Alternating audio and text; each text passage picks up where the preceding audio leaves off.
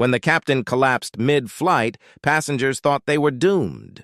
But the quiet man in seat 17A wasn't just another traveler. He was an experienced airline captain deadheading home.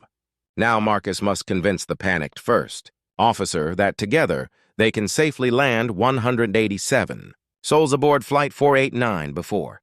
You watch complete story comment below from which country are you watching? Don't forget to subscribe. Flight 489 from Chicago to Denver was packed with the usual mix of business travelers and vacationing families. The Boeing 757 had been cruising smoothly at 37,000 feet for over 2 hours. Most passengers were either sleeping, reading, or watching movies on their tablets. In seat 17A, near the back of the plane, sat Marcus Thompson. He was a quiet man in his 40s, wearing a simple gray sweater and jeans. His hair was starting to show gray at the temples. He carried a worn leather bag and had been reading a paperback novel for most of the flight. To the other passengers, he looked like any ordinary traveler, maybe an office worker heading home or a teacher on vacation. The flight attendants had been polite to him, offering drinks and snacks with the same professional smile they gave everyone. The businessman across the aisle had nodded hello when they boarded, but hadn't tried to make conversation. The young mother with 2 small children in the row ahead was too busy keeping her kids entertained to notice him much. Marcus seemed perfectly content to blend into the background. He answered questions with simple yes or no responses. When the flight attendant asked if he wanted coffee, he said, "Please and thank you," quietly. He helped the elderly woman next to him put her bag in the overhead bin when she struggled with it, but he didn't make a big deal about it. What none of them knew was that Marcus Thompson wasn't just any passenger. For the past 15 years, he had been a commercial airline pilot. Not just any pilot, he was a captain with over 12,000 flight hours. He had flown everything from small regional jets to massive international aircraft. He knew the Boeing 757 they were currently flying better than most people knew their own cars. But Marcus was off duty today. He was flying as a passenger, using his employee benefits to visit his sister in Denver. He had deliberately chosen a seat in the back away from the cockpit. When you fly planes for a living, sometimes you just want to sit back and let someone else do the work. He had noticed a few things during the flight that other passengers wouldn't catch. The takeoff had been textbook perfect. The climb rate was smooth. The captain had made the standard announcements at exactly the right times.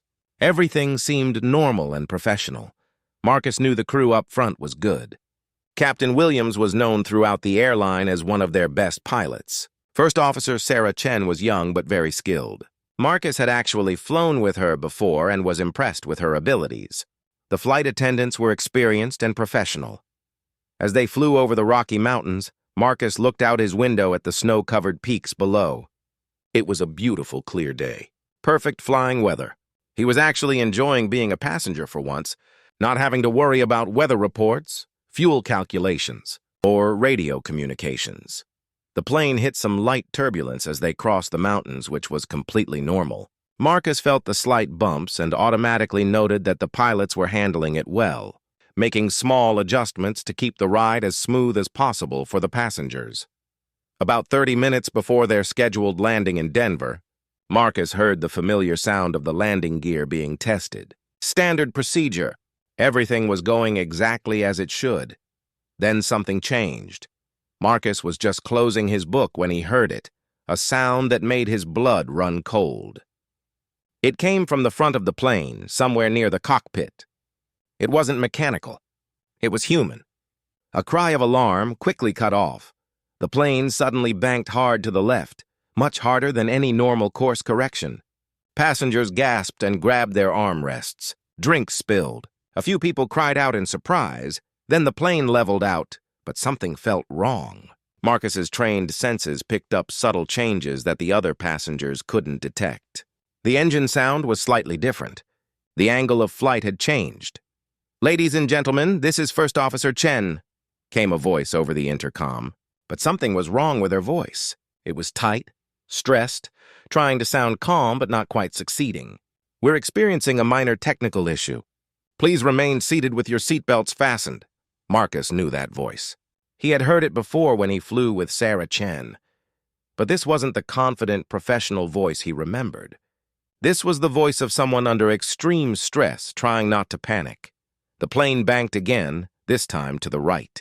Not a gentle turn, but a sharp correction. Other passengers were starting to notice now.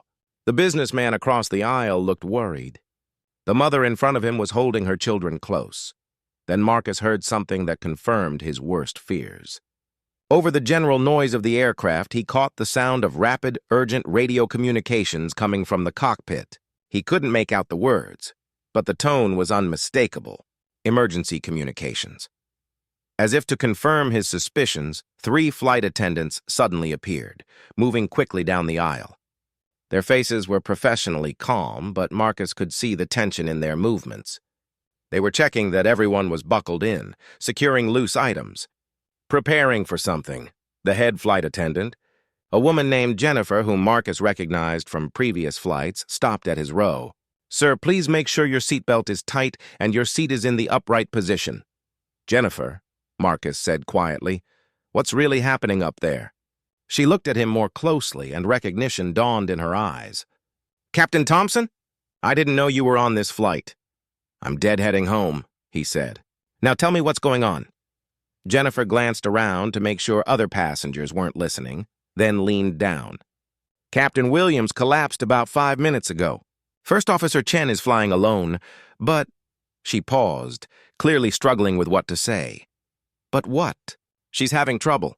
She called for any pilots on board, but we haven't found anyone yet. She's not sure she can land this thing by herself." Marcus felt his heart rate spike, but his voice remained calm. "How much trouble are we in?" "I don't know," Jennifer admitted, but she sounded really scared. Marcus unbuckled his seatbelt and stood up. "Take me to the cockpit, now!" "Sir, you can't—" "Jennifer, you know who I am. You know what I do.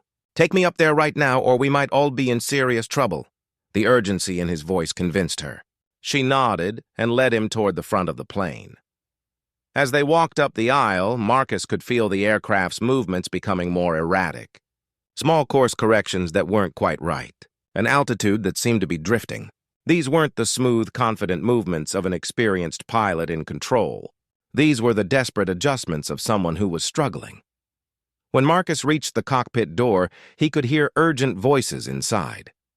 Jennifer knocked and called out, "Sarah, I found a pilot. Captain Thompson is on board as a passenger." The cockpit door opened immediately. First Officer Sarah Chen looked out, and Marcus was shocked by what he saw. This confident young pilot looked terrified. Her face was pale, her hands were shaking, and there was sweat on her forehead despite the cool cabin temperature. "Marcus!" "Thank God," she said. "I need help. I need help right now." Marcus stepped into the cockpit and immediately assessed the situation. Captain Williams was slumped in the left seat, unconscious. His face was gray and he was breathing but unresponsive. Clearly a medical emergency. Heart attack, stroke, or something similar. But Marcus's immediate concern was the aircraft. The instrument panel told him everything he needed to know. They were at 23,000 feet, about 80 miles from Denver International Airport. Airspeed was good, but altitude was drifting down slowly. Course was erratic. "Sarah, talk to me," Marcus said, keeping his voice calm and professional. "What's your status?" "I was handling the descent checklist when Captain Williams just collapsed," she said, her words coming fast. "No warning. Just grabbed his chest and slumped over. I got him off the controls, declared an emergency, but I've never landed without a captain before. I've only got 800 hours total time." Marcus quickly moved Captain Williams to a position where he wouldn't interfere with the controls, then slid into the captain's seat. His hands automatically went to the familiar controls. Immediately, he felt better. This was his element. This was what he knew. "Okay, Sarah, listen to me," he said, his voice now completely calm and confident. "You're not alone anymore. We're going to get this plane down safely, but I need you to focus and do exactly what I tell you. Can you do that?" She nodded, and he could see some of the panic leaving her eyes. "First, tell air traffic control that we have a qualified captain now assisting. We still have a medical emergency, but the aircraft is under control." Sarah grabbed the radio. "Denver approach, this is United 489. We now have an off-duty captain assisting. Aircraft is under control, but we still need priority landing for medical emergency. United 489, Denver approach. Understand you have pilot assistance. You're cleared direct to Denver International, runway 34. Right, emergency equipment will be standing by. Marcus took control of the aircraft and immediately felt the difference. The plane responded smoothly to his inputs. The erratic movements stopped. They were flying straight and level again. "Sarah, you did good getting this far," Marcus said. "Now let's finish the job. What's our fuel status?" Plenty of fuel. "About 45 minutes remaining." "Good. Distance to airport?" 65 miles. "Perfect. We're going to make a completely normal approach. I want you to handle all the radio calls and run the landing checklist. I'll fly the plane. We work as a team just like normal, okay?" For the first time since the emergency began, Sarah smiled slightly. "Okay, Captain." As they began their descent toward Denver, Marcus could feel the aircraft responding perfectly to his controls. This was a good airplane with good systems. The emergency wasn't mechanical, it was medical. Captain Williams was still unconscious, but breathing steadily. The flight attendants had found a doctor among the passengers who was now monitoring him. The passengers in the cabin had no idea that their original captain was incapacitated. They could feel that the flight had become smoother again, and many assumed the earlier rough patches were just turbulence. Marcus had Sarah contact the airline's dispatch office to report the situation. Within minutes, they had medical personnel standing by at the gate, and arrangements made for Captain Williams to be rushed to the hospital as soon as they landed. United 489, Denver approach. Turn left heading 090, descend and maintain 15,000. Left turn 090, descend and maintain 15,000. United 489, Sarah responded professionally. Marcus smiled. She was getting her confidence back. That was crucial. A good first officer was essential for a safe landing, and Sarah was very good when she wasn't panicked. As they continued their approach, Marcus explained what he was doing. "See how I'm adjusting the power and pitch together? We want a stable descent rate. No sudden changes. Smooth and steady wins the race." "The passengers must be wondering what happened," Sarah said. "They'll never know unless we tell them," Marcus replied. "To them, this will just be another normal flight that landed on time." They passed through 10,000 feet, then 8,000.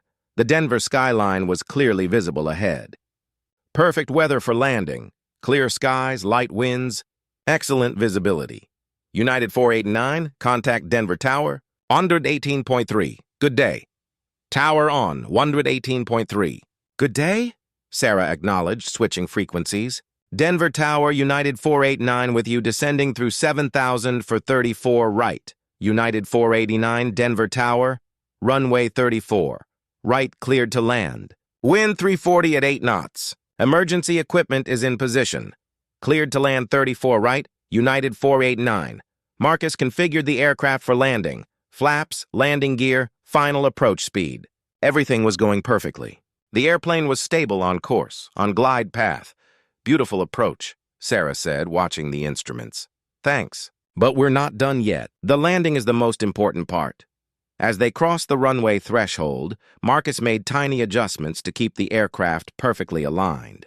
The runway rose up to meet them. At exactly the right moment, he pulled back slightly on the controls, raising the nose just enough. The main landing gear touched down with barely a bump. Then the nose gear settled gently onto the runway. Marcus deployed the spoilers and applied reverse thrust, bringing the big aircraft to a smooth stop. "Ladies and gentlemen, welcome to Denver International Airport," Sarah announced over the intercom, her voice now completely professional again. "Local time is 3:47 p.m. Please remain seated until we reach the gate." As they taxied toward the terminal, Marcus could see the emergency vehicles following them, ambulances, fire trucks, airport operations vehicles. All standard procedure for a medical emergency. United 489, contact ground control for taxi to gate A7. Ground control, A7, United 489. The taxi to the gate took just a few minutes. As soon as they stopped, paramedics boarded the aircraft. Captain Williams was conscious now, but clearly not well. They quickly and efficiently transferred him to a stretcher and off the plane. The passengers deplaned normally, most of them having no idea what had really happened. A few commented to the flight attendants that the landing was particularly smooth. After all the passengers were off, Marcus and Sarah completed the post-flight paperwork. The airline's chief pilot arrived to debrief them and to commend their handling of the emergency. "That's right. I was deadheading home. Well, thank you for stepping up." First Officer Chen did an excellent job, but having an experienced captain assist made all the difference. Sarah spoke up. "Sir, Captain Thompson was amazing. He kept me calm and focused. I couldn't have done it without him." Marcus shook his head. "You would have been fine, Sarah. You're a good pilot. You just needed someone to remind you of that." The story of Flight 489 made local news, but Marcus tried to avoid the attention. He insisted that Sarah Chen was the real hero. She was the one who declared the emergency, handled the initial crisis, and flew the plane safely until help arrived. Captain Williams recovered fully from his heart attack and returned to flying 6 months later. He made a point of personally thanking Marcus and credited him with saving not just his life, but the lives of all 187 people on board. Sarah Chen was promoted to captain within a year, one of the youngest in the airline's history. She always said that the emergency taught her that she was capable of more than she ever imagined. As for Marcus, he went back to his regular flying schedule. But the other pilots in the company had heard about what happened. They knew that when the chips were down, he had stepped up without hesitation. A few weeks later, Marcus was flying a regular route from Denver to Phoenix when a young first officer asked him about the emergency landing. "What was it like?" the young pilot asked. "Taking control in an emergency like that?" Marcus thought for a moment. Honestly? It was just another day at the office. We train for these situations so much that when they happen, you just do what you're trained to do. The real test isn't your flying skills. It's whether you can stay calm and help others stay calm too. Did you ever think about what would have happened if you hadn't been on that flight? Marcus looked out at the clear blue sky ahead. Sarah would have figured it out. She's a good pilot. Sometimes we all need someone to remind us of what we're capable of. The young first officer nodded, filing away the wisdom for future reference. Later that day, as Marcus sat in the crew lounge between flights, he thought about that afternoon when he was just a passenger in seat 17A. He had been looking forward to a quiet, uneventful flight. Instead, he found himself exactly where he needed to be, when he needed to be there. That's the thing about being a pilot, he reflected. You never really stop being one, even when you're off duty. The skills, the training, the instinct to help, they're always there, ready when needed. His phone buzzed with a text message. It was from Sarah Chen. "Flying to Boston today. Smooth flight, perfect landing. Thanks for teaching me that I could do this. Captain Chen." Marcus smiled and put his phone away. That made it all worthwhile. Outside the window, another aircraft was taking off, climbing into the afternoon sky. Soon it would be his turn to take the controls again. Just another day at the office, but he wouldn't have it any other way. Because sometimes, the quiet passenger in seat 17A is exactly who everyone needs him to be.